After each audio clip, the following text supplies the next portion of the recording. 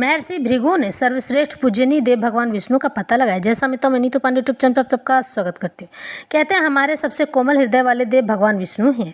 अपने भक्त को सही मार्ग यानी रास्ता दिखाने के लिए कठोर से कठोर फैसला लेने में चूकते नहीं हैं, और चाहे उसका अपमान ही क्यों न करना पड़ जाए उसमें भी नहीं चूकते हैं। उनके अपने भक्त का भला हो जाए, अहंकार द्वेष घृणा इससे अपने भक्त को बचाते हैं। इतने दयालु एवं कृपालु हैं, लेकिन भगवान विष्णु को सभी समझ नहीं पाते हैं, और जब उन भक्तों के साथ कुछ बुरा हो जाता है तो वह निज भक्त बिना यह जाने कि इस बुरा होने में मेरे साथ अच्छा क्या हुआ है, बिना विचारे हमारे परमपिता भगवान विष्णु को अपनी भक्ति की दुहाई देकर खूब भला बुरा बोल जाते हैं, और हमारे दीनानाथ मौन रहकर अपने भक्त के कड़वे बातों को सुनते चले जाते हैं।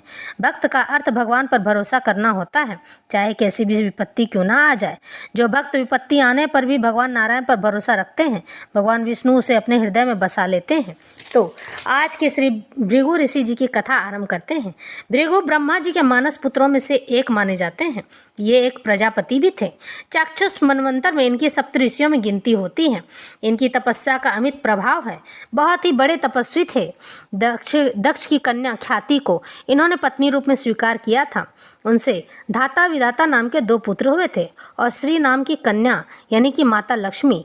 इन्हीं श्री का पाणी ग्रहण भगवान विष्णु नारायण ने किया था, उनसे विवाह किया था।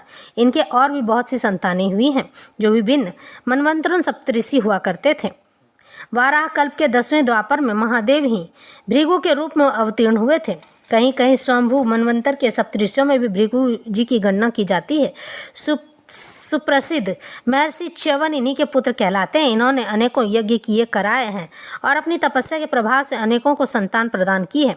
ये श्रावण और भाद्रपद 2 महीनों में भगवान सूर्य के रथ पर निवास करते हैं। प्रायः सभी पुराणों में महर्षि भृगु की चर्चा की जाती है। उसका अशेषतः वर्णन तो किया ही नहीं जा सकता है। हाँ, उनके जीवन की एक बहुत सुप्रसिद्ध घटना जिसके कारण सभी भक्त उन्हें याद करते हैं यहाँ दी जा रही है। एक बार सरस्वती नदी के तट पर ऋषि मुनियों का जामावाड़ा लगा। ऋषियों की बहुत बड़ी परिषद बैठी।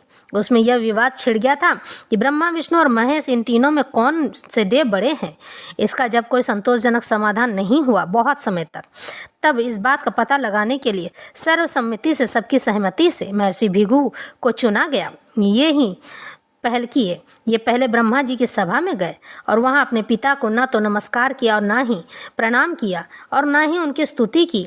अपने पुत्र की इस अवहेलना को देखकर ब्रह्मा जी के मन में बड़ा दुख हुआ, और उन्हें क्रोध भी आया। ब्रह्मा जी के मन में बड़ा क्रोध आया, परंतु उन्होंने अपना पुत्र समझकर इन्हें क्षमा कर दिया, अपने क्रोध को दबा लिया। इसके बाद ये कैलाश पर्वत पर अपने बड़े भाई रुद्रदेव